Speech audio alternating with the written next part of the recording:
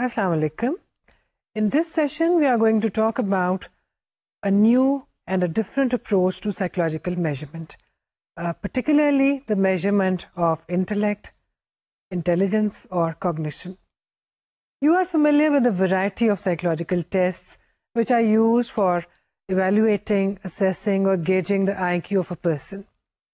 You know how these tests are developed, how their scores are interpreted, and how norms are used for making the scores or the IQ levels meaningful. We know that IQ tests, most of them, they use norms, and the norms are basically, commonly, most of the times, they are age-related. The score of a person or the IQ score of a person is compared with the score of the norms.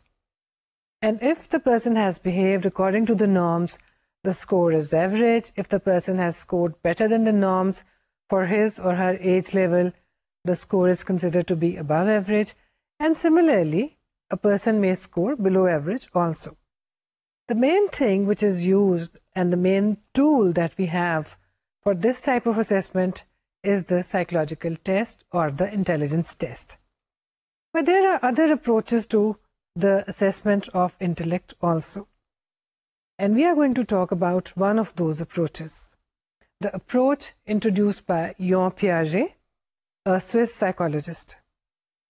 As students of psychology, you are familiar with the name of Piaget, who introduced his theory of cognitive development. In his approach, we do not use tests in the traditional manner and the traditional sense.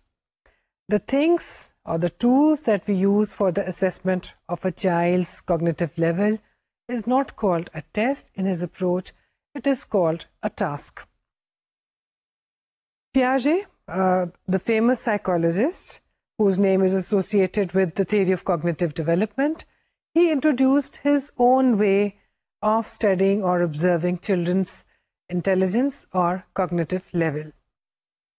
In his approach, when we are assessing a child's cognitive level, we are not using tests, we are using tasks. And task is something on which a child performs. The child may talk, the child may manipulate things which are presented to him or her, and the child is asked questions. When the child answers, he is also allowed to explain the answer. In fact, the explanation of the answer becomes very important. But before we talk about the approach for testing or evaluating the intelligence of a child, according to Piaget's perspective, let's refresh our knowledge of his theory of cognitive development. کیونکہ اگر ہم ان کی task کے بارے میں اگر بات کریں گے اور دیکھیں گے کہ ان کو کس طرح سے استعمال کیا جاتا ہے، تو اس کے لیے ہمیں سب سے پہلے یہ بھی معلوم ہونا چاہیے کہ ان کی تھیوری کوگنیٹو ڈیولپمنٹ کے بارے میں کیا ہے. کیونکہ جتنے بھی ٹیسٹ آپ واقف ہیں جن سے بھی، ان کو کسی نہ کسی تھیوریٹیکل پریمسز کے اوپر بنایا گیا. جو ایک تھیوری جس کی بنیاد پہ آپ کسی ٹیسٹ کو ڈیولپ کرتے ہیں، ٹیسٹ میں میجرمنٹ بھی اسی کے حوالے سے کی جاتی ہے. پیاجے کی اپروچ میں بھی کچھ ایسا ہی ہے. کیونکہ وہ اپنی تھیوری میں ایک خاص طرح سے کوگنیٹو ڈیولپمنٹ کو دیکھتے ہیں، سمجھتے ہیں اور اس کے بارے میں بات کرتے ہیں، اسی وجہ سے جو ٹاسکس انہوں نے ڈیولپ کیے وہ بھی اس تھیوری کے مطابق ہی کوگنیٹو ڈیولپمنٹ کی اسیسمنٹ کرتے ہیں. سب سے پہلے تو یہ کہ کوگنیشن یا کوگنیٹو ڈیولپمنٹ سے کیا مراد ہے. کوگنیشن کا لفظ ہم اکثر استعمال کرتے ہیں. کوگنیٹو ڈیولپمنٹ کی اگر آپ ڈیفینیشن دیکھنا چاہیں تو اس کو ہم یوں ڈیفائن کر سکتے ہیں کہ cognitive development is the process whereby the development of childrens understanding of the world as a function of age and experience takes place. یعنی اس دنیا اور اپنے ارد گرد کی دنیا، دا ورلڈ اراؤنڈ اس، کس طرح سے ہم اس کو سمجھتے ہیں ایک بچے کے طور پہ. عمر، ہم نے دیکھا کہ اس ڈیفینیشن میں دو چیزیں ہیں، ایج اینڈ ایکسپیرئنس. یعنی عمر اور ایکسپیرئنس، وقت گزرنے کے ساتھ ساتھ جو تجربات بچے کو ہوتے ہیں، ان کی بنیاد پہ وہ جو کچھ دنیا کے بارے میں، ارد گرد کے ماحول کے بارے میں، ارد گرد کے لوگوں کے بارے میں جو کچھ سیکھتا ہے، وہ سب کا سب اس کی کوگنیٹو ڈیولپمنٹ کا حصہ ہے. یعنی وہ پروسیس یا وہ عمل جس میں کسی بچے کی اس دنیا کے بارے میں سمجھ بوجھ ڈیولپ ہوتی ہے، وقت کے ساتھ ساتھ بڑھتی ہے، عمر اور ایکسپیرئنس اس پر اثر انداز ہوتے ہیں۔ ہم دیکھتے ہیں کہ اس تھیری میں ایج اور ایکسپیرئنس کی بات کی گئی ہے۔ اب اس ایکسپیرئنس میں اس کے ڈے ٹو ڈے ایکسپیرئنسز بھی ہو سکتے ہیں، جو ایجوکیشن بچوں کو دی جاتی ہے وہ بھی اس پر اپنا اثر کسی نہ کسی حد تک ڈال سکتی ہے، شاید ماحول کا بھی اس میں اثر ہوگا۔ لیکن بنیادی چیز جب ہم اس تھیری کے حوالے سے ایویلویشن کی بات کرتے ہیں تو ہم ایجوکیشن کی اچیومنٹ کی بات نہیں کر رہے، ہم اس سب کچھ کی بھی بات نہیں کر رہے جو کہ بچے کو سکھایا گیا، لیکن اس سب چیز کو ہم دیکھ رہے ہیں جو کہ وقت گزرنے کے ساتھ ساتھ بچے کے کوگنیٹو سسٹم کا حصہ خود بخود بنتی جاتی ہے، and this is an automatic process, جس کا مطلب یہ ہوا کہ جو بچے عام ہمارے کنونشنل ٹریڈیشنل سوشل ماحول میں نہیں بھی رہتے، اور اگر ان کی پرورش جو ہے کسی دور ویرانے میں بھی ہوئی ہو تو بھی وہ اپنے ایکسپیرئنس کے ساتھ اور عمر کے ساتھ بہت سی چیزیں سیکھتے ہیں۔ اور ہم جانتے ہیں کہ جو لوگ بالکل ٹریڈیشنل روٹین ایجوکیشن سے واقف بھی نہیں ہوتے، انہیں بھی زندگی کے بہت سے کام کرنے آتے ہیں، ان کو بھی ڈیلی لیونگ سکلز جو ہیں حاصل ہو جاتے ہیں، وہ بھی بہت سی چیزیں بنا بھی لیتے ہیں، ڈیولپ بھی کر لیتے ہیں، ڈسکور بھی کر لیتے ہیں۔ اس کا مطلب ہے کہ اسکولنگ ہو یا نہ ہو، ایجوکیشن دی جائے یا نہ دی جائے، کوگنیٹو ڈیولپمنٹ بہرحال ایک عمل کے تحت، ایک نیچرل عمل کے تحت ہوتی رہتی ہے۔ کیا یہ ہیریڈیٹی کا نتیجہ ہے یا انوائرمنٹ کا؟ اس کے بارے میں بہت سی بحث ہے، ڈسکشن ہے، لیکن اس کے بارے میں ہم کوئی ایک چیز نہیں کہہ سکتے کہ یہ اے کی وجہ سے ہے یا بی کی وجہ سے، دونوں کا حصہ اس میں ہو سکتا ہے، لیکن اس حوالے سے اس وقت ہم ڈسکشن نہیں کریں۔ ہم یہ دیکھیں گے کہ کوگنیٹو ڈیولپمنٹ جو ہے اس کو کس طرح سے ہم سمجھتے ہیں، اور جب ہماری ایک خاص طرح کی اپروچ بن جاتی ہے کوگنیٹو ڈیولپمنٹ کے بارے میں تو پھر ہم اس کی میجرمنٹ کس طرح سے کریں گے۔ کوگنیشن کو ہم دو طرح سے استعمال کرتے ہیں۔ کوگنیشن کا لفظ نالج کے لیے بھی استعمال ہوتا ہے، اور دوسرا اس کا استعمال ہے the process of knowing. So cognition refers to both, cognition refers to the process of knowing as well as whatever we have learned, یعنی نالج کو بھی ہم کوگنیشن کہتے ہیں، اور جس عمل یا جس پروسیس کے تحت ہم نے علم حاصل کیا اس کو بھی کوگنیشن ہی کہا جاتا ہے، جس کا مطلب یہ ہوا کہ کوگنیٹو ڈیولپمنٹ جو ہے ان دونوں کی ڈیولپمنٹ کے بارے میں ہمیں انفارمیشن دیتی ہے۔ کوگنیشن ہی کے اندر ہم دیکھتے ہیں کہ ہمارا چیزوں کو یاد رکھنے کا عمل بھی ہے، نالج کو ایکوائر کرنے کا بھی عمل ہے، نالج کے ٹرانسفر کا بھی عمل اسی میں ہی شامل ہے۔ چنانچہ کوگنیشن جو ہے اگر ہم دیکھیں تو ہماری تمام تر سوچ، تمام تر تھنکنگ اور ایبلٹی پر مشتمل ہے۔ کوگنیشن اور نالج کو اگر ہم دیکھیں، جو کہ ہم صرف اس وقت آپ کا نالج ریفریش کر رہے ہیں، تو ان دونوں میں ایک سرکولر قسم کی ریلیشن شپ ہے۔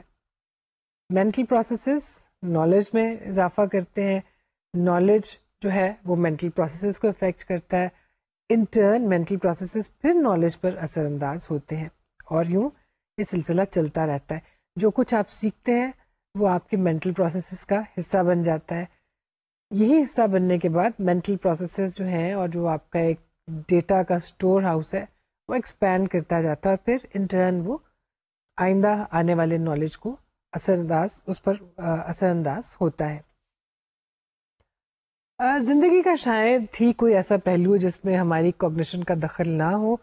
ہماری زندگی، ہماری پریکٹیکل لائف، ہماری personal life, emotional life, psychological life, social life, اس کا کوئی بھی ایسا حصہ نہیں جس میں کوگنیشن یا کوگنیٹو ڈیولپمنٹ کا کوئی ہاتھ نہ ہو۔ لیکن اگر ہم دیکھنا چاہیں کہ بنیادی چیزیں یا موٹی موٹی کون سی چیزیں ہیں جو کہ کوگنیشن کا حصہ ہے، تو ہم دیکھ سکتے ہیں کہ language, mental imagery, thinking, reasoning, problem solving and memory development, یہ تمام چیزیں جو ہیں یہ کوگنیشن کا حصہ ہے۔ اگر آپ دیکھیں اور ان سب کے بارے میں ایک ایک کر کے غور کریں تو آپ کو اندازہ ہوگا کہ یہ تمام تر تھنکنگ پر مشتمل ہے۔ تو مینٹل امیجری ہو یا لینگویج ہو یا تھنکنگ ہو یا ریزننگ ہو، اس سے باہر ہماری سوچ یا تھنکنگ ہوتی ہی نہیں۔ تو ہم یہ کہہ سکتے ہیں کہ کوگنیٹو ڈیولپمنٹ ہماری social, emotional, mental, psychological, physical life کے تمام اسپیکٹس کا احاطہ کرتی ہے. کوگنیٹو ڈیولپمنٹ کی تھیوری جو ہے، جو سب سے زیادہ جانی مانی تھیوری ہے، وہ یون پیاژے نے ہی انٹروڈیوس کرائی تھی. پیاژے ایک بہت مشہور و معروف ماہر نفسیات تھے اور نہایت قابل بھی تھے، اور ان کی قابلیت کی ایک نشانی جس کے بارے میں ہم اکثر بات کرتے ہیں وہ یہ بھی ہے کہ انہیں بہت چھوٹی عمر میں ریسرچ ورک کرنا شروع کیا، اور وہ شاید سب سے کم عمر میں ریسرچ آرٹیکل پبلش کروانے والے شخص بھی تھے. پیاژے کے انٹرسٹ اپنی زندگی کے ابتدائی برسوں میں، یعنی ان کی تعلیم کے جو ابتدائی برس تھے ان میں تھوڑے سے شفٹ ہوتے رہے. بایولوجی سے ان کا انٹرسٹ شروع ہوا، فلسفے میں بھی ان کا انٹرسٹ تھا، فلسفی میں وہ ہینری برگساں کی تھیوری سے متاثر تھے. جس زمانے کی یہ بات ہے اس وقت زیادہ تر لوگ ڈارون کی تھیوری سے متاثر ہو رہے تھے، لیکن پیاژے جو تھے انہیں برگساں کی سوچ نے زیادہ متاثر کیا. اسی بیچ میں ان کو موقع ملا کہ وہ الفریڈ بینے کے ساتھ یا اس کی لیب میں کام کریں پیرس میں. اس تمام عرصے کے دوران جب ان کو اس لیب میں ایک پلیسمنٹ مل گئی، انہیں بہت موقع ملا بچوں کو آبزرو کرنے کا، اور اس بیچ میں انہوں نے دیکھا کہ کس طرح سے بچوں کی انٹیلیجنس جو ہے اس کی میجرمنٹ کیسی ہوتی ہے. اس میں بہت سی چیزیں انہوں نے نوٹ پہ کی اور ان کی اپنی ایک سوچ اس کے بارے میں ڈیولپ ہوتی گئی. ایجوکیشنل سائیکالوجی کے حوالے سے بھی ان کا بہت سا کام ہے. ان کے دیے گئے بہت سے نظریات یا کانسیپٹس جو ہیں وہ ایجوکیشنل سائیکالوجی میں بھی استعمال ہوتے ہیں. برگساں جو تھے وہ ڈیوائن ایجنسی میں بلیو کرتے تھے instead of chance as a factor behind evolution. یعنی ان کے خیال میں ایوولوشن یا جو تمام تر گروتھ ہوئی تھی وہ کسی چانس فیکٹر کا نتیجہ نہیں تھی، اور یہ چیز پیاژے کو بھی متاثر کرتی تھی. پیاژے کی سوچ میں جو ایک بہت بڑا فرق آیا وہ بینے کی لیب میں ہی کام کرنے کے بعد آیا. جب انہوں نے وہاں پہ اپنی آبزرویشنس کی، اپنے نوٹس بنائے، انہوں نے بچوں کو دیکھا، ان کی ذہانت کی پیمائش ہوتے ہوئے دیکھی، تو انہوں نے بچوں کے بیہیویئر میں سے بہت سی ایسی چیزیں نوٹ کی جو ان کی آئندہ تھیوری کی بنیاد بنی. The real shift took place when he started observing his own children from birth onwards. پیاژے کی تھیوری اور پیاژے کے ریسرچ میتھڈ میں ایک چیز جو بہت سگنیفیکنٹ ہے وہ یہ کہ بہت سی انفارمیشن یا بہت سا ڈیٹا جو انہوں نے ہمارے لیے پیش کیا وہ ان کی اس آبزرویشن پر مبنی تھا جو کہ انہوں نے اپنے بچوں کی نشو و نما کے حوالے سے کی. بچوں کو انہوں نے پیدائش کے وقت سے لے کے اگلے برسوں میں بہت زیادہ قریب سے کلوزلی آبزرو کیا، اور انہوں نے دیکھا کہ کس طرح سے بہت چھوٹی عمر سے پیدائش کے بعد سے گریجولی بچوں کی سوچ میں، ان کے بیہیویئر میں کیا کوالٹیٹیو چینجز آتے ہیں.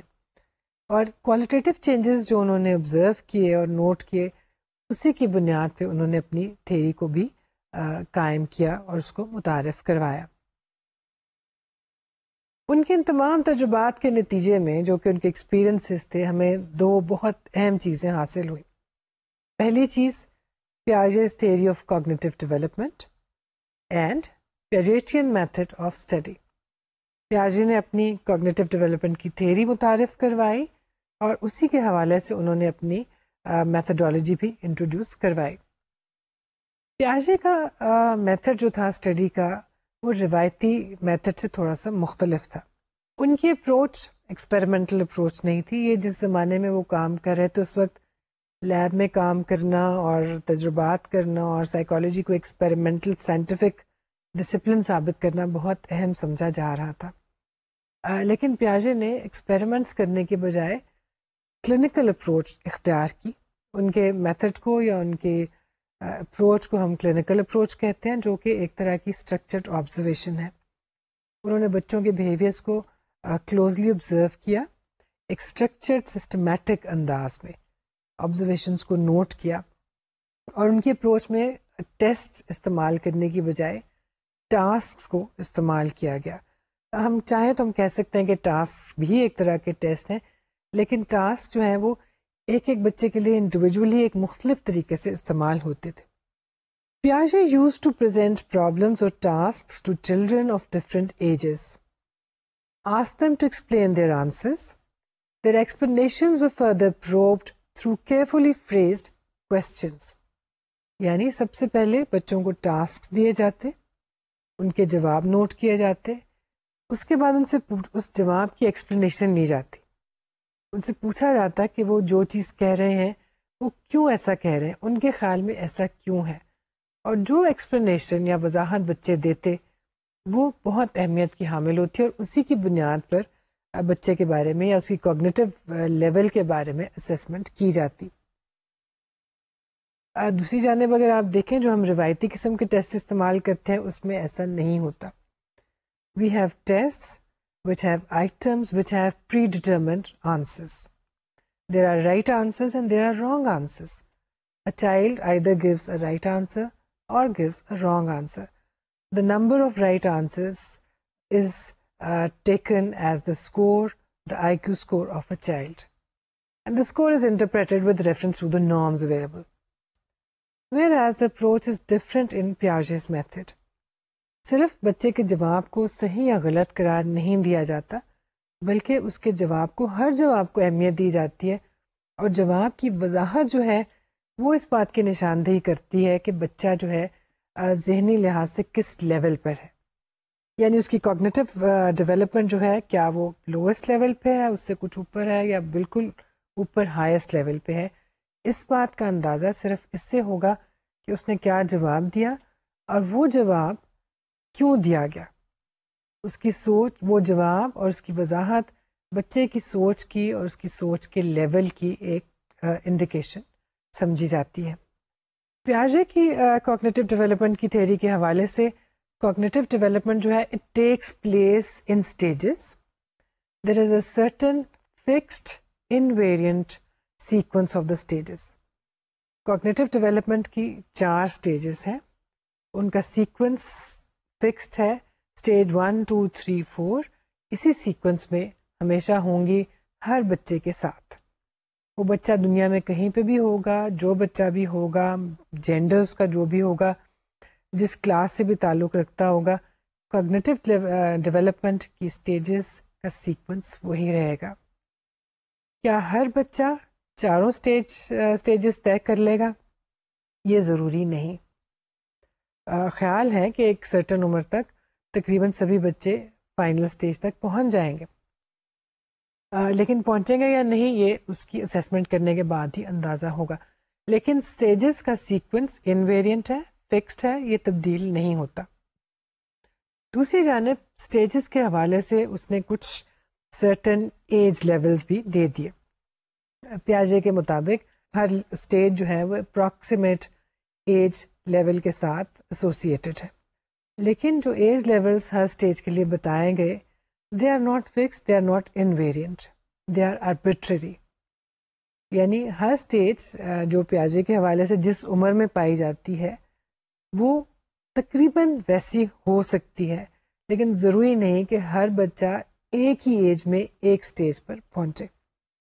ایک دفعہ پھر اگر آپ دیکھیں تو جو ہم انٹیلیجنس ٹیسٹ کی بات کرتے ہیں اور اس میں جب ایج نارمز استعمال کرتے ہیں تو ہم ایزیوم کر رہے ہیں کہ ہر بچے کو اس ایج کے اوپر اس لیول کی پرفارمنس دکھانی چاہیے، اور اگر ایک بچہ جو ہے اپنی عمر کے نارم کے حوالے سے پرفارمنس دکھا رہا ہے تو اس کو ایوریج سمجھا جاتا ہے، اس سے کم پرفارمنس کو بلو ایوریج اور اس سے زیادہ پرفارمنس کو ابو ایوریج سمجھا جاتا ہے۔ لیکن پیاژے کے سسٹم میں ایسا نہیں ہے۔ ضروری نہیں ہے کہ ہر ٹاسک ہر بچہ ایک ہی عمر پر کرے۔ کچھ بچے ذرا تاخیر سے کر سکتے ہیں، کچھ بچے چھوٹی عمر میں کر سکتے ہیں، کوئی فکسڈ ایج لیولز نہیں ہے۔ سو ایک چیز طے ہے کہ کوگنیٹو ڈیولپمنٹ کی 4 اسٹیجز ہیں، اسٹیجز کا سیکوینس فکسڈ ہے، وہ تبدیل نہیں ہوتا۔ اسٹیج 1 اسٹیج 3 سے پہلے ہی آئے گی، اور کبھی بھی ایسا نہیں ہوگا کہ بچہ اسٹیج 3 پہ پہلے پہنچ جائے اور 2 پہ بعد میں آئے۔ سو دس از انویریئنٹ۔ دوسری جانب اسٹیج کے ساتھ جو ایسوسیٹڈ ایج لیولز ہیں وہ فکسڈ نہیں ہیں، وہ تبدیل ہو سکتے ہیں۔ وہ جو بھی اسٹیجز کے ساتھ ایج لیولز بتائے گئے ہیں وہ آربیٹری ہیں اور وہ مستقل یا اس طرح کے نہیں ہیں کہ تبدیل نہ ہو سکیں۔ All children pass through a series of these stages. تمام بچے ان اسٹیجز سے گزرتے ہیں۔ اگر کوئی بچہ مثال کے طور پہ 4تھی اسٹیج پہ نہیں پہنچتا تو اس کا مطلب ہے کہ کسی قسم کا کوئی پرابلم ہے۔ لیکن جو بھی بچہ جس کی بھی ہم بات کریں گے کوگنیٹو ڈیولپمنٹ کے حساب سے اسٹیج 1 سے 2 پہ جائے گا, 2 سے 3 اور 3 سے 4. دو اہم چیزیں ہیں ان اسٹیجز کے بارے میں. The stages emerge in a sequence. There is a constant order of succession of their emergence. And 2, the progressive development of mental structures can be explained by neither heredity nor environment by itself. تو یہ بھی ہمیں یاد رکھنا چاہیے. 4 stages کون سی ہیں؟ Sensory motor stage سب سے پہلے, سب سے چھوٹی عمر میں یہ ہمارے اسٹیج ہوتی ہے. It is followed by pre-operational stage, concrete operational stage and formal operational stage. Sensory motor stage وہ ہے جس میں سب سے کم عمر کا بچہ اور سب سے شروع کی ابتدائی سوچ رکھنے والا بچہ ہوگا. Formal operational stage جو ہے وہ ہائیسٹ لیول ہے سوچ کا یا تھنکنگ کا. اس اسٹیج پہ پہنچنے کے بعد بچہ جو ہے وہ مینٹلی ہر قسم کے کانسیپٹس کے ساتھ ڈیل کر سکتا ہے. تھوڑا سا ہم دیکھتے ہیں کہ ہر اسٹیج کے اوپر کیا سمجھا جاتا ہے کہ بچے کیا کر سکتے ہیں. سینسری موٹر جیسا کہ نام سے ظاہر ہے, اس اسٹیج کے اوپر سوچ جو ہے وہ سینسری ایکسپیرئنس اور موٹر ایکٹیویٹی سے ہی تعلق رکھتی ہے. اپروکسیمیٹ ایج لیول جو اس اسٹیج کے لیے ہے that is infancy to 2 years, birth to 2 years. اس اسٹیج کو ہم انفنسی کا نام دے سکتے ہیں جو کہ بچے کی پیدائش سے لے کے تقریباً 2 سال کی عمر تک جاری رہتی ہے. بنیادی طور پہ اس میں جو کیریکٹرسٹکس پائی جاتی ہیں وہ یہ ہیں: thought is confined to action schemes, development of object permanence takes place, development of motor skills takes place, little اور no capacity for symbolic representation is there. اس میں 2-3 ایسی ٹرمز ہیں, شاید آپ ان سے واقف نہ ہوں اگر آپ وہ تمام بھول چکے ہیں جو کہ آپ نے کوگنیٹو ڈیولپمنٹ کے حوالے سے پڑھا تھا. آبجیکٹ پرماننس مثال کے طور پہ بہت چھوٹی عمر کے بچوں کو پرماننس کا کانسیپٹ نہیں ہوتا. پرماننس سے مراد یہ ہے کہ چیزیں جب ہمارے سامنے نہیں ہوتی تب بھی وہ ایگزسٹ کرتی ہیں. لیکن بہت چھوٹی عمر کے بچے جو کہ ہم نے جیسا کہ کہا پیدائش سے لے کے 2 برس کی عمر, ان میں یہ تصور نہیں پایا جاتا. ان کے سامنے سے اگر آپ کوئی چیز ہٹا دیں تو ان کے لیے وہ ایگزسٹ نہیں کرتی. اسی لیے چھوٹے بچوں کی کوئی چیز گم جو, اگر آپ اس کو کہہ دیں کہ اس کو کوئی پرندہ لے گیا یا چڑیا لے گیا تو وہ مطمئن ہو جاتے ہیں اور اس کے لیے رونا اور اس کو مانگنا چھوڑ دیتے ہیں, کیونکہ ان کے خیال میں جو چیز اپنے سامنے نہیں ہے وہ ختم ہوگی اور وہ ایگزسٹ نہیں کرتی. عمر کے ساتھ جو ایک پہلا کانسیپٹ بچوں میں ڈیولپ ہوتا ہے وہ پرماننس کا, یعنی جو ان کا کھلونا یا چیز یا ایون ماں جب سامنے نہیں ہے تو بھی وہ موجود ہے. لیکن شروع میں یہ کانسیپٹ بچوں میں نہیں پایا جاتا. ایک اور چیز ہم نے کہا تھا کہ وہ موٹر سکلز کی ڈیولپمنٹ ہوتی ہے اور سمبولک ریپرزینٹیشن نہیں ہے. موٹر ڈیولپمنٹ بچے اپنے ہاتھ پاؤں چلانا سیکھتے ہیں, اس کے حوالے سے دنیا کے بارے میں نالج حاصل کرتے ہیں, چیزوں کو ٹچ کرتے ہیں, محسوس کرتے ہیں. دوسری جانب سمبولک ریپرزینٹیشنز نہیں ہیں, ان سے آپ سمبلس کے حوالے سے یا ایبسٹریکٹ چیزوں کے حوالے سے بات نہیں کر سکتے, نہ ہی ان کو کچھ سکھا سکتے ہیں. The child's thought is egocentric and confined to action schemes. Development is very rapid. سوچ ایگوسینٹرک ہے, بچے کی دنیا صرف اس کی اپنی ذات تک محدود ہوتی ہے اور ڈیولپمنٹ تیزی سے ہو رہی ہوتی ہے, لیکن اس کو بچہ صرف اپنے حوالے سے اور اپنے ارد گرد کی دنیا کے حوالے سے ہی دیکھتا ہے. موٹر سکلز بہت تیزی سے ڈیولپ ہوتے ہیں اور یہی وجہ ہے کہ انہی سکلز کی بنیاد پر بچہ اگلے برسوں میں تیزی سے دنیا کے بارے میں سیکھتا ہے, اسکول میں سیکھتا ہے اور علم یا نالج حاصل کرتا ہے. اس سے اگلی اسٹیج ذرا ہائر اسٹیج ہے جس کو ہم کہتے ہیں پری آپریشنل اسٹیج. اس کے لیے ہم دیکھتے ہیں کہ پری اسکول بچے جو ہیں عام طور پر اس لیول پر ہوتے ہیں. عمر 2 سے 7 برس ہو سکتی ہے, لیکن بار بار یہی بات یاد رکھنے کی ضرورت ہے کہ یہ اسٹیجز جو ہیں اسی سیکوینس میں, لیکن جو ہم ایج کہہ رہے ہیں یہ آربیٹری ہے. کوئی بچہ 9 برس کی عمر میں بھی اسٹیج پہ ہو سکتا ہے اور کوئی بچہ ہو سکتا ہے کہ 5 سال کی عمر میں شاید اس پر پہنچ چکا ہو اور اس سے اگلی اسٹیج پر جا رہا ہو. پری آپریشنل اسٹیج جو ہے اس کے کچھ کریکٹرسٹکس ہیں. Representational thought is intuitive not logical. Development of language and symbolic thinking takes place and thinking still is egocentric. بچے کی دنیا ابھی بھی اپنے ارد گرد پر ہی محدود ہے. اس کے کانسیپٹس ابھی اس طرح سے نہیں ڈیولپ ہوئے جیسے کہ اگلے برسوں میں ہونے والے ہیں. لیکن وہ دنیا کے بارے میں، ریلیشن شپس کے بارے میں سیکھنا شروع کرتا ہے. سمبولک سوچ کچھ ڈیولپ ہونا شروع ہو جائے گی. جو سب سے بڑی ڈیولپمنٹ ہے وہ لینگویج کی ڈیولپمنٹ، اور لینگویج بھی آپ جانتے ہیں کہ سمبلس پر ہی مشتمل ہے. الفاظ جو ہیں وہ مختلف آبجیکٹس کے لیے سمبل کا کام دیتے ہیں. تو لینگویج کی ڈیولپمنٹ تیزی سے ہوتی ہے. اسی کے حوالے سے ظاہری بات ہے کہ جو مینٹل ایکسپیرئنسز بڑھیں گے ویسے ویسے لینگویج بھی ڈیولپ ہوگی، اور جیسے جیسے لینگویج کی نئی چیزیں بچہ سیکھے گا، ووکیبلری ایکسپینڈ ہوگی، ویسے ویسے ذہن میں تصورات میں بھی اضافہ ہوتا جائے گا. پیاجے کی تھیوری میں دو بہت اہم کانسیپٹ استعمال ہوتے ہیں اسیمیلیشن کے مثال کے طور پہ. یعنی آپ جو نئی چیزیں ہیں بچہ اس کو کیسے سیکھتا ہے اور اپنے سسٹم میں ابزارب کیسے کرتا ہے، اینڈ اڈیپٹیشن. لیکن یہاں پہ اس وقت ہم اس تھیوری کو بطور تھیوری کے ڈسکس نہیں کر رہے. ہم اس کے بارے میں اس وقت اس لیے بات کر رہے ہیں کہ ابھی جب ہم ان ٹاسکس کو دیکھیں گے جو کہ استعمال کی جاتی ہیں تو ہمیں اندازہ ہوگا کہ کس طرح سے یہ ٹاسک جو ہے ان کو ڈیزائن کیا گیا، کس تھنکنگ لیول کے لیے، کوگنیٹو لیول کے کس سٹیج کے لیے کون سا ٹاسک بنایا گیا اور کس کو وہ کس طریقے سے اسیس کرے گا. تو پری آپریشنل سٹیج میں ہم دیکھتے ہیں کہ development of representational thought takes place, child thinking is intuitive, اور لینگویج جو ہے وہ ڈیولپ ہو رہی ہے.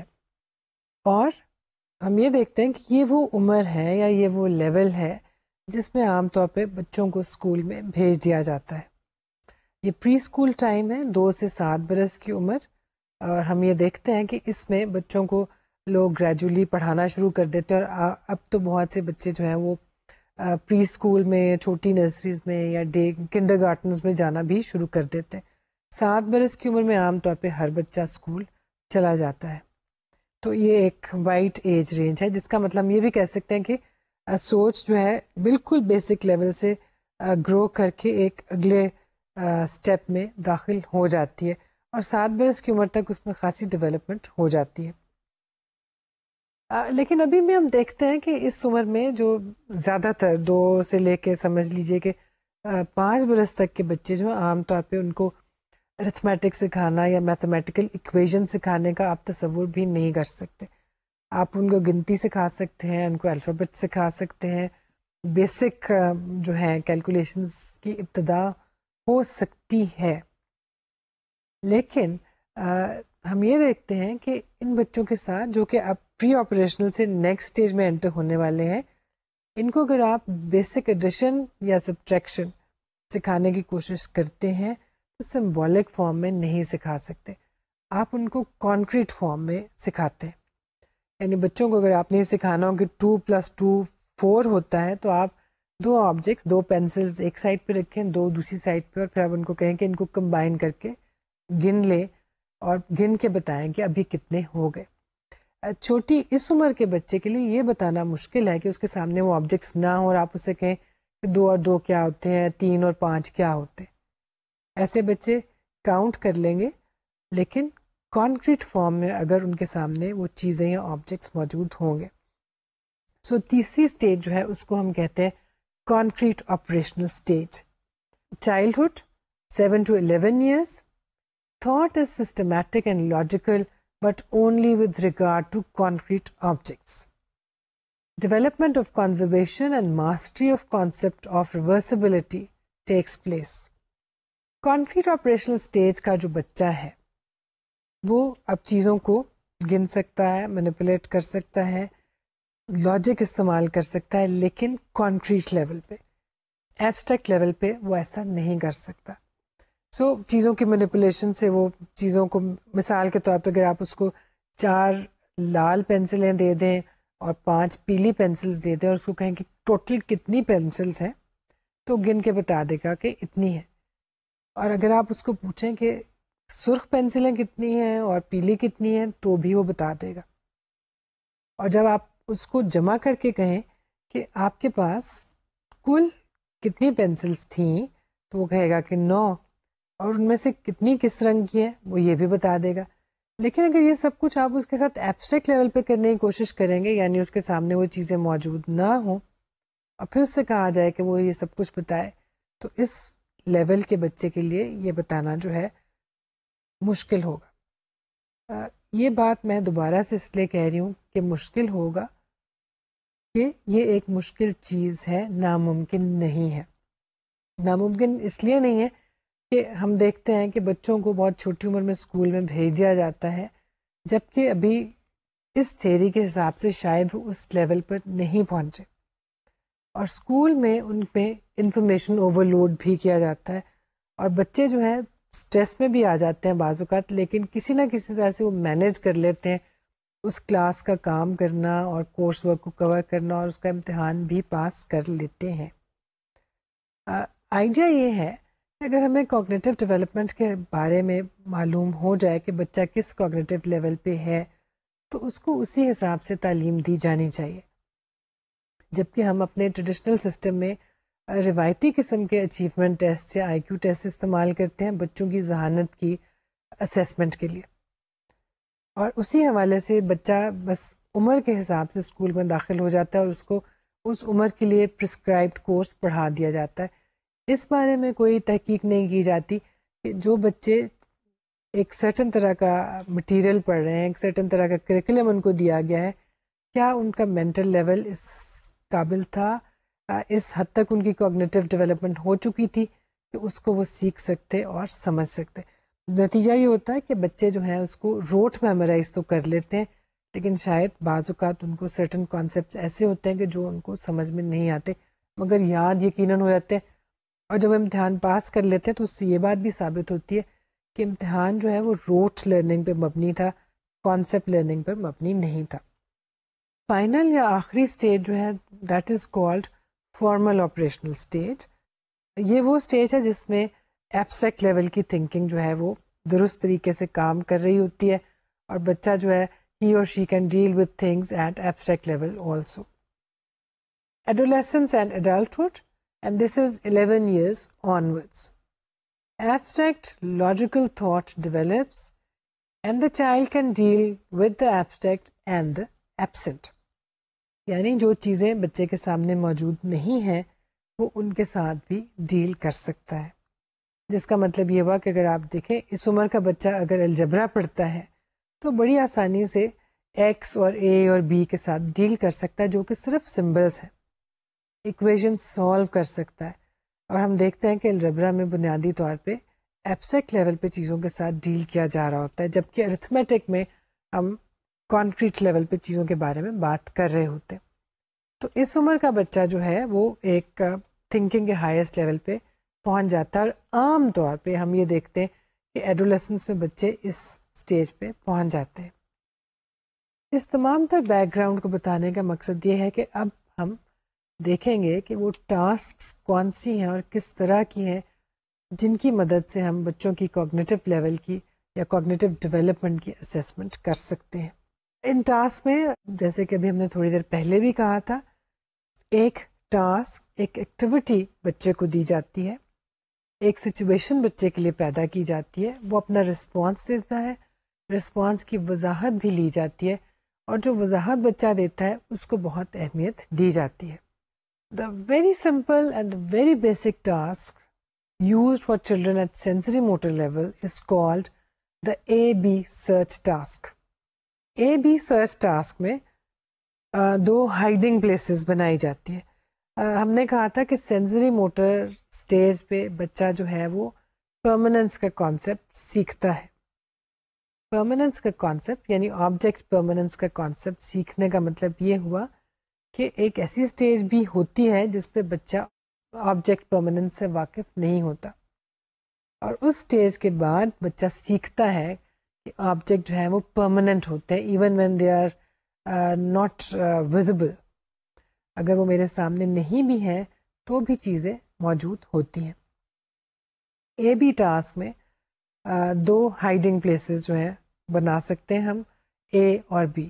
اس کے لیے کوئی خاص طرح کے ٹولز کی ضرورت نہیں. آپ دو ٹیبل نیپکنز لے سکتے ہیں, دو رومال لے سکتے ہیں, دو پلیس میٹس رکھ سکتے ہیں, اے اور بی. کوئی ایک آبجیکٹ, مثال کے طور پہ ہم اس وقت کہتے ہیں کہ ہم ایک چابی لے لیتے ہیں, اس کو ہم اے یا بی میں سے کسی کے نیچے چھپائیں گے اور دیکھیں گے کہ بچہ کیسے ریئیکٹ کرتا ہے. جو بالکل بیسک ٹاسک ہے اس میں آپ اس کو اے کے نیچے چھپا دیں گے, اور جب اس کو چھپایا جائے گا تو بچہ دیکھ رہا ہوگا کہ آپ نے اس کو چھپایا ہے. اس کے بعد دیکھا جائے گا کہ کیا بچہ اس کو اے کے نیچے سے نکال سکتا ہے یا نہیں. بتانے میں یہ چیز بہت سمپل اور شاید لگ رہا ہوگا کہ بالکل ایک عام سی چیز ہے, لیکن آپ کو دیکھ کے حیرانی بھی ہوگی کہ ایک سرٹن ایج کے اوپر بچہ جب آپ اس چیز کو اس کے آنکھوں کے سامنے چھپا دیتے ہیں تب بھی اس کو تلاش کرنے کی کوشش نہیں کرتا, کیونکہ اس کے خیال میں جو چیز آنکھوں سے اوجھل ہو گئی ہے وہ اب غائب ہو گئی ہے, وہ ختم ہو گئی ہے اور وہ موجود نہیں ہے. یعنی جو چیز آنکھوں کے سامنے تھی وہ موجود ہے, اور جو آنکھوں کے سامنے نہیں ہے وہ موجود نہیں ہے. اس سے ذرا سے اگلے لیول پہ جب بچہ جائے گا تو وہ اے میں سے اس کو تلاش کر لے گا. اگر آپ اس کو اسی کے سامنے اے میں سے نکال کے بی میں رکھ دیں تو وہ اس کو ڈھونڈنے کی کوشش نہیں کرے گا. اس ٹاسک میں یہ دیکھا گیا ہے کہ مختلف عمر کے بچے جو کہ سینسری موٹر لیول پہ ہی ہیں مختلف طرح کے رسپانسز جو ہیں وہ پریزنٹ کرتے ہیں. مثلا 4 to 8 month olds, these children will not search for the object even when it is hidden under A in front of them. تو 4 سے 8 مہینے کے بچے جو ہیں وہ اگر آپ نے ان کے سامنے بھی کسی چیز کو چھپایا تو اس کو تلاش کرنے کی کوشش نہیں کریں گے. 8 سے 12 ماہ کے بچے تھوڑی سی بہتر سوچ رکھنا شروع کر دیتے ہیں اس معاملے میں. 8 to 12 months olds, they will try to search for the object and will find it under A. When the object is shifted from under A to under B, the child will still look for it under A, even when it was hidden in front of the child. This shows egocentric thinking, and it is also known as A not B error. آپ نے object کو بچے کے سامنے اے کے نیچے چھپایا, بچہ اس کو ڈھونڈنے کی کوشش کرتا ہے, بچے کے سامنے ہی آپ اس کو اے سے اٹھا کے بی کے نیچے چھپا دیتے ہیں, لیکن بچے کی سوچ اے پر فکسڈ ہے اور جیسے کہ اس کو لگ رہا ہے وہ اے کے نیچے ہی اس کو تلاش کرے گا. 12 سے 18 ماہ کے بچے مزید بہتر ہو جاتے ہیں. At 12 to 18 months, the child can accurately search for the object.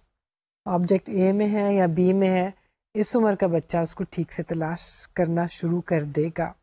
18 to 24 months, the child can not only search for the object, but can also experiment with it and other similar objects. 18 سے 24 ماہ کے بچے یعنی 1.5 سے لے کے 2 سال تک کی عمر کے بچے جو ہیں نہ صرف یہ کہ وہ ٹھیک سے چھپائی ہوئی چیز کو تلاش کر لیتے ہیں بلکہ اس کو کسی اور چیز کے ساتھ ملا کے کھیل بھی لیتے ہیں, بلکہ اور یہ بھی کر سکتے ہیں کہ اسی طرح کا کوئی اور آبجیکٹ لے کے اس کو خود سے چھپانا شروع کر دیں اور تلاش کرنا شروع کر دیں. ایک اور طرح کے ٹاسک جو ذرا سی بڑی عمر کے بچوں کے ساتھ استعمال کیے جاتے ہیں اور خاصے دلچسپ ٹاسک ہیں, ان کو ہم کہتے ہیں کنزرویشن ٹاسکس.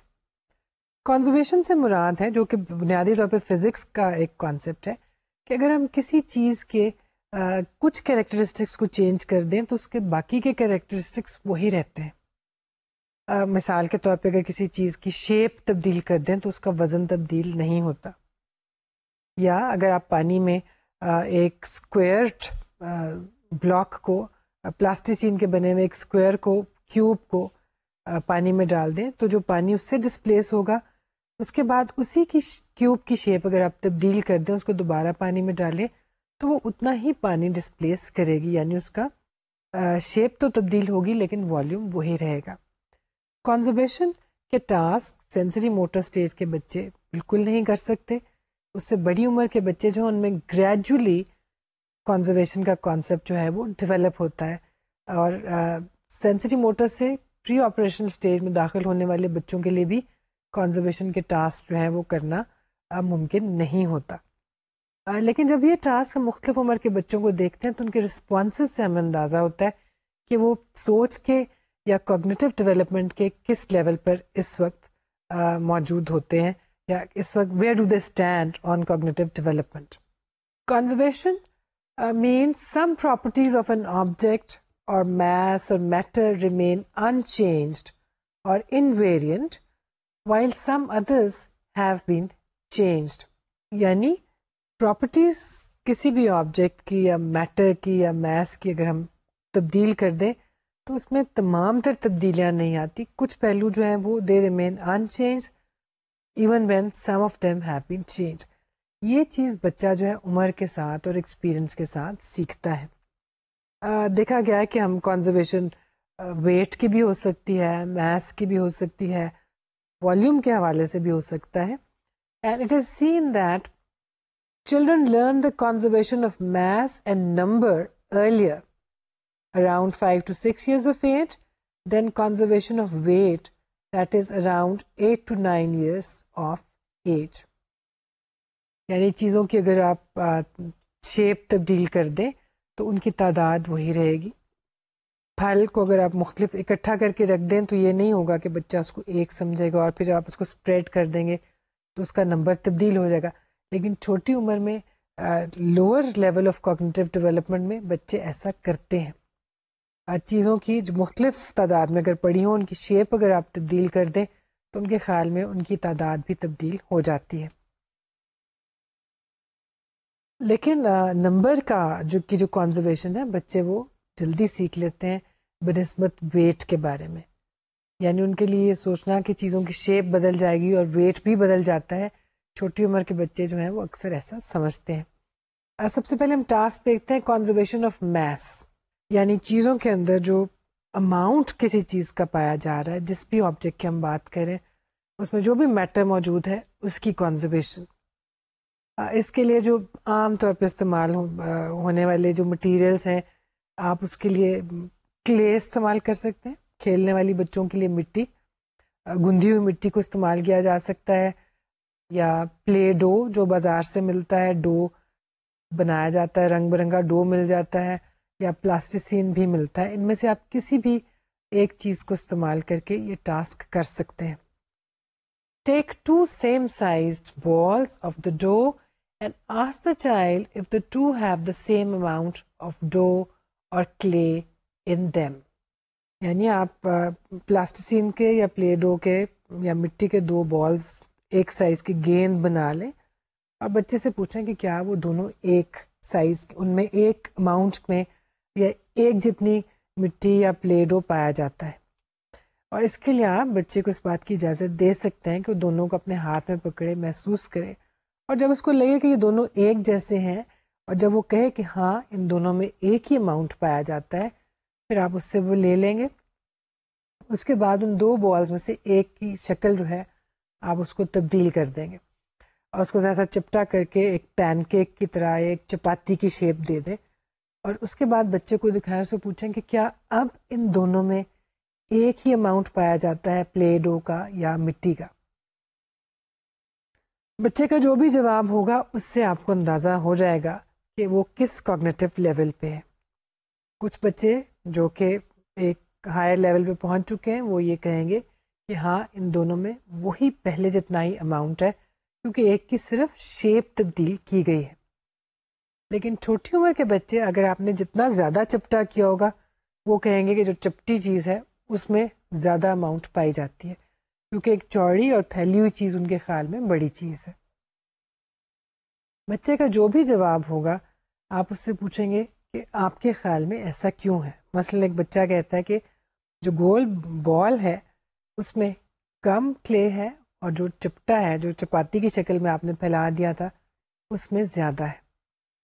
تو آپ اس سے پوچھیں گے کہ آپ کے خیال میں ایسا کیوں ہے. بچہ جو بھی وضاحت یا ایکسپلینیشن دے گا وہ اس بات کو انڈیکیٹ کرے گی کہ اس کی کوگنیٹو لیول یا کوگنیٹو ڈیولپمنٹ جو ہے کس حد تک پہنچ چکی ہے.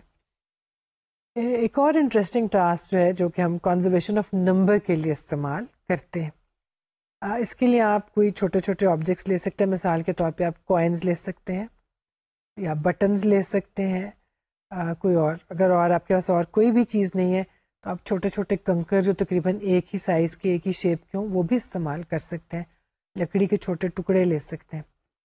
آپ مثال کے طور پہ آپ 10 بٹنز لے لیں اور ان کو 2 روز میں لگا دیں, 5 ایک میں اور 5 دوسرے میں, اور دونوں کو اس طرح سے ترتیب دیجیے کہ وہ دونوں ایک جتنی ہی لمبائی رکھتے ہو, یعنی اوپر کے 5 بٹنز کی جو رو ہے وہ اتنی ہی لمبی ہو جو کہ نیچے والے بٹنز کی لمبائی ہے. بچے سے پوچھے کہ کیا یہ دونوں ایک جتنی لمبی لائنیں ہیں, دونوں روز ایک برابر ہیں. بچہ تھوڑا سا سوچ بچار شاید کرے اور اس کے بعد وہ کہے کہ ہاں یہ دونوں ایک برابر ہے. جب وہ اس بات کی تصدیق کر دے کہ اس کے خیال میں دونوں ایک برابر ہیں تو آپ دوسری رو جو ہے اس کا سیکوینس, اس کی جو ترتیب ہے اس کو آپ تبدیل کر دیں گے اور اس کے بٹنز کو بہت پھیلا کے رکھ دیں گے. تو پہلے 5 بٹن جو ہیں وہ ایک اسی پہلے والی اسپیس میں پورے آئے, جبکہ دوسرے 5 بٹن جو ہیں وہ ایک لمبے ایریا میں پورے آئے. اب آپ بچے سے پوچھیں گے کیا اب بھی یہ دونوں روز برابر ہیں؟ تو جس بچے کی کوگنیٹو ڈیولپمنٹ جو ہے اس اسٹیج سے ہو چکی ہوئی ہے وہ کہے گا ہاں یہ دونوں برابر ہیں. مثال کے طور پہ اگر ایک کانکریٹ آپریشنل بچہ ہے تو وہ بھی کہے گا کہ یہ دونوں ایک برابر ہیں. لیکن اگر ایک بچہ جو وہ چھوٹی عمر کا ہے اور ابھی لوور لیول آف ڈیولپمنٹ پہ ہے وہ کہے گا کہ جو لائن پہلے والی ترتیب سے پڑی ہے وہ چھوٹی ہے, اور جس لائن میں بٹنز کو پھیلا کے رکھا گیا تو اس کو کہے گا کہ یہاں پہ اس میں یہ زیادہ بڑی لائن ہے اور اس کے حساب سے اس میں بٹنز شاید زیادہ ہے. اور پھر آپ اس سے پوچھیں گے کہ تمہارے خیال میں ایسا کیوں ہے, تمہارے خیال میں یہ لائن لمبی کیوں ہے. And once again the answer or the response of the child will indicate the cognitive developmental level of the child. اور جیسے کہ ہم نے کہا تھا پیاجے نے سب سے پہلے اپنے بچوں کو بہت زیادہ کلوزلی آبزرو کیا. اگر آپ چاہیں تو آپ بھی اپنی فیملی میں یا جاننے والوں میں جہاں آپ کو اس عمر کے بہت چھوٹے بچے ملیں ان کے ساتھ یہ ایکٹیویٹیز یا یہ ٹاسک کر کے اندازہ لگا سکتے ہیں کہ مختلف عمر کے بچے ایک ہی طرح کے ٹاسک پر کس طرح سے مختلف حساب سے رسپانسز دیتے ہیں. کنزرویشن آف ویٹ, یہ والا ٹاسک جو ہے یہ بھی پہلے والے ٹاسک سے تھوڑا سا ملتا جلتا ٹاسک ہے.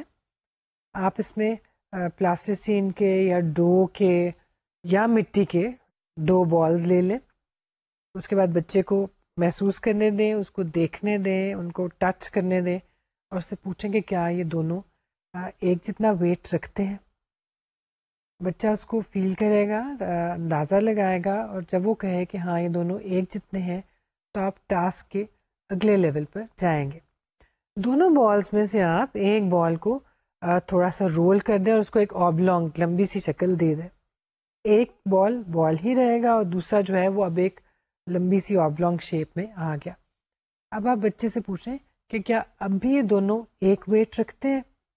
تو جو بچے ہائر لیول آف ڈیولپمنٹ پہ جا چکے ہیں وہ کہیں گے کہ ہاں ان کا وزن ایک ہے, صرف ایک کی شکل تبدیل کر دی گئی ہے اور دوسرے کی شکل پہلے جیسی ہے. لیکن چھوٹے بچے جو ہیں جو کہ ابھی ابتدائی سٹیجز پہ ہیں, پری آپریشنل بچہ, وہ یہ کہے گا کہ جو آبلونگ شیپ ہے اس کا وزن زیادہ ہے اور جو بال ہے اس کا وزن کم ہے, کیونکہ اس کو دیکھنے میں the thinking is egocentric, وہ اپنے اینگل سے اپنے حوالے سے ہی اس کا ایک انٹرپریٹیشن کر رہا ہے اور وہ یہ کہہ رہا ہے کہ جو لمبا ہے اس کا وزن زیادہ ہے اور بال کا وزن کم ہے. ایک اور ٹاسک جو بڑی انٹرسٹنگ ہے that is conservation of volume. آپ 2 گلاس پانی سے ایک جتنے پانی کے ساتھ بھر لیں اور اس کے بعد اس سے پوچھیں کہ کیا ان دونوں میں ایک برابر پانی ہے. تو دونوں گلاس ایک جیسے ہیں, ایک سائز کے ہیں, دونوں میں ایک جتنا پانی ہے. بچہ کہے گا ہاں یہ دونوں ایک برابر ہے. Now you can take 2 beakers, یا ایک سلنڈر اور ایک بیکر ذرا چوڑا لے لیں, وہی ایک گلاس کا پانی سلنڈر میں ڈال دیں اور ایک کا پانی جو ہے وہ بیکر میں ڈال دیں. اب آپ کو پانی کی سطح سلنڈر میں اونچی دکھائی دے گی اور بیکر میں بہت کم. بچے سے آپ پوچھیں گے کہ کس میں پانی زیادہ ہے. جس میں پانی کی سطح زیادہ ہے اس کو بچہ کہے گا کہ اس میں پانی زیادہ ہے، اور جس میں پانی لو لیول پہ آ رہا ہے اس کے بارے میں بچے کا کہنا ہوگا کہ اس میں پانی کم ہے. پانی کی اماؤنٹ جو ہے وہ دونوں میں ایک برابر تھی، لیکن بچے نے اس کی انٹرپریٹیشن جو ہے وہ ایک مختلف طریقے سے کی. لیکن جو بچے فارمل آپریشن سے پہنچ چکے ہوں گے وہ یہی کہیں گے کہ دونوں میں ایک جتنا پانی ہے. لیکن لوور لیول کے بچے جو ہیں ان کے حساب سے پانی کی سطح جس میں اونچی ہے اس میں زیادہ پانی ہے، اور جہاں پانی کی سطح کم ہے وہ برتن جو ہے اس میں کم پانی پایا جاتا ہے. اسی طرح سے ایک اور ٹاسک جس میں آپ پرسپیکٹو کے بارے میں پوچھتے ہیں، کچھ اور ٹاسک ہیں جس میں کچھ اور چیزوں کے بارے میں پوچھا جاتا ہے، لیکن سیکوینس یا طریقہ وہی رہے گا. بچے کو ایک چیز کرنے کے لیے پریزنٹ کی جائے گی، اس کا رسپانس نوٹ کیا جائے گا، رسپانس کی وضاحت بچے سے لی جائے گی، اور ان تمام چیزوں کو مد نظر رکھتے ہوئے اس بات کا اندازہ اور اس بارے میں فیصلہ کیا جائے گا کہ بچہ جو ہے وہ کوگنیٹو لیول کے کوگنیٹو ڈیولپمنٹ کے کس لیول پر اس وقت سٹینڈ کرتا ہے. یہ تمام ٹاسک اور کوگنیٹو ڈیولپمنٹ کی تھیوری کے بارے میں آپ کو بتانے کا مقصد یہی تھا کہ آپ کو یہ اندازہ ہو کہ ذہانت یا سوچ یا انٹلیکٹ کو میجر کرنے کا صرف ایک ہی طریقہ نہیں. صرف کنونشنل طریقوں سے یا کنونشنل ٹیسٹ کے ذریعے ہی کسی کی تھنکنگ کے لیول کا یا کوگنیٹو ڈیولپمنٹ کا اندازہ نہیں ہوتا، بلکہ ہم مختلف طرح کی اپروچز استعمال کر سکتے ہیں یہ دیکھنے کے لیے کہ کوئی بچہ جو ہے اس کی سوچ کس حد تک ڈیولپ ہو چکی ہے. اور آپ نے یہ نوٹ کیا ہوگا کہ یہ ایکٹیویٹیز یا یہ ٹاسک خاص طور پر ان بچوں کے لیے بہت پریکٹیکلی مفید ہو سکتی ہیں جن کی کوئی ایجوکیشن نہیں ہے، جو پڑھ نہیں سکتے، اور جن کے لیے کسی گروپ میں بیٹھ کے ٹیسٹ کرنا جو ہے وہ ایک بالکل نیا ایکسپیرئنس ہوتا ہے. ان ٹاسک میں بچوں کو پورا موقع دیا جاتا ہے اپنا جواب دینے کا اور اپنے جواب کی وضاحت کرنے کا بھی، اور پوری تسلی کے ساتھ جو آبزرور ہے یا جو ریسرچر ہے وہ اندازہ لگاتا ہے کہ بچے کی سوچ جو ہے وہ کہاں تک جا سکتی ہے. اگر کسی جواب میں، اور اس بات کو بھی مد نظر رکھا جاتا ہے کہ ضروری نہیں کہ ہر بچہ پہلے ہی دفعہ میں اپنا جواب مکمل اور واضح طریقے سے دے دے.